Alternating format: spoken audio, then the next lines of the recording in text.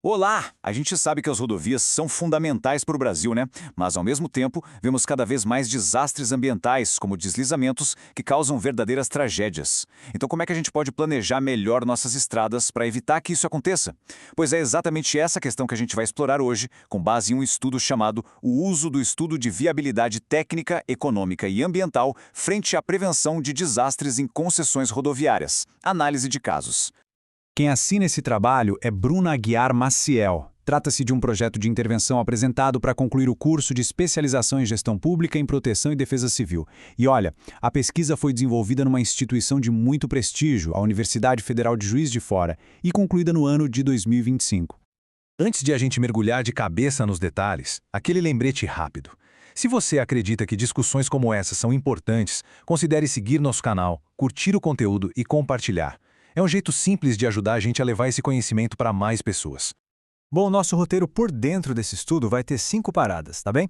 Primeiro a gente apresenta a pesquisa. Depois, vamos entender essa relação entre rodovias e riscos. Em seguida, a gente entra na análise da principal ferramenta de planejamento usada hoje. A partir daí, exploramos as soluções propostas. E, por fim, a gente fecha com a conclusão e o legado dessa pesquisa. Então, vamos lá! Para começar, a gente precisa entender o contexto do estudo e conhecer a ferramenta que está no centro de todo esse debate sobre como planejar rodovias aqui no Brasil. No fundo, a grande pergunta que esse estudo quer responder é a seguinte: como é que o planejamento de grandes obras, lá no comecinho, pode ser de fato uma ferramenta para prevenir desastres ambientais? É essa questão que a gente vai investigar junto. Agora, vamos tentar entender o tamanho do desafio. As rodovias são, sem dúvida, a espinha dorsal do Brasil. Mas essa estrutura tão vital está cada vez mais exposta a riscos. E para a gente ter uma ideia da escala do que estamos falando, o Brasil tem nada mais nada menos que 1.700.000 quilômetros de estradas e rodovias. É um número impressionante, segundo dados de 2023 da Confederação Nacional do Transporte. E não é só a extensão que impressiona, é o peso disso tudo. Essa malha rodoviária imensa é responsável por 60% de toda a logística de transporte no país. Elas funcionam como as verdadeiras artérias da nossa economia. Só que toda essa importância convive com uma enorme vulnerabilidade. Para se ter uma ideia, dados da Polícia Rodoviária Federal mostram que só em 2024 aconteceram 373 bloqueios em rodovias federais por causa de fenômenos ambientais como chuvas fortes e deslizamentos. Então, o ponto central é: como proteger essa infraestrutura tão vital? É aqui que entra uma ferramenta que deveria ser a chave para esse planejamento: o estudo de viabilidade técnica, econômica e ambiental. A ideia, na teoria, é bem simples: colocar na balança se os benefícios sociais e econômicos de uma nova rodovia são maiores que todos os seus custos. Ok, isso é a teoria. Mas, e na prática? Como essa ferramenta realmente funciona? É isso que a gente vai ver agora na parte que é o verdadeiro coração da análise feita pela pesquisadora.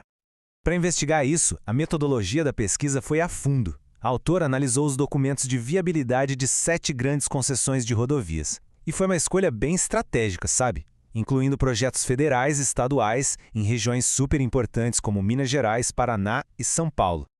E por que esse foco nas concessões de rodovias? Bom, segundo a plataforma Radar PPP, dos mais de 1.300 contratos de concessão ativos no Brasil, 79 são de rodovias. Pode não parecer um número tão grande, mas é um setor com um impacto enorme. E aqui a gente chega na principal descoberta do estudo. A análise revelou que, na prática, esses estudos de viabilidade dão um peso muito, mas muito maior para os fatores financeiros. E aquelas questões cruciais como a prevenção de desastres e os impactos socioambientais acabam sendo tratadas como secundárias. Tem uma citação do trabalho que resume isso perfeitamente. Basicamente, o que ela diz é que a ferramenta tem um potencial enorme para deixar as estradas mais seguras, só que esse potencial todo não está sendo aproveitado na prática.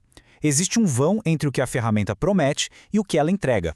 Mas o mais interessante dessa pesquisa é que ela não para no diagnóstico do problema, ela aponta soluções. Então, nesta sessão, vamos conhecer os caminhos propostos para fortalecer a prevenção de desastres. O estudo sugere 4 ações centrais. A primeira é padronizar as metodologias de análise de risco. A segunda é usar indicadores socioambientais mais fortes, mais completos. A terceira é trazer mais especialistas em gestão de risco para a conversa desde o início. E a quarta é fortalecer o papel de fiscalização dos órgãos reguladores. E as propostas vão até mais longe. O estudo recomenda alinhar os projetos com o Marco de Sendai, que é um grande acordo global para a redução de riscos de desastres.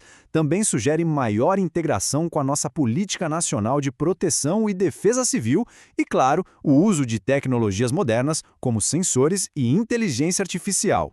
Bom, estamos chegando na nossa última parte, que é onde a gente amarra todas as descobertas e reforça a enorme contribuição desse trabalho para a gente pensar em políticas públicas mais eficazes. E essa citação da justificativa do estudo mostra o valor dele de uma forma brilhante. A pesquisa não é só teoria, ela oferece um caminho prático para a gente alinhar o desenvolvimento da infraestrutura com a sustentabilidade e, o mais importante, com a segurança de todo mundo. Resumindo, este é um trabalho que mostra o poder da pesquisa acadêmica quando ela se conecta com problemas reais da sociedade.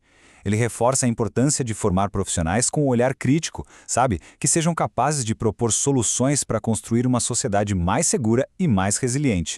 E para a gente fechar, fica uma reflexão fundamental que o estudo propõe. Como a gente pode garantir que o avanço da nossa infraestrutura consiga equilibrar as necessidades do crescimento econômico com a prioridade absoluta que é a segurança das comunidades.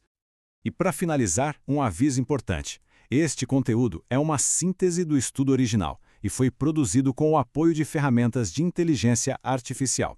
Muito obrigado pela companhia.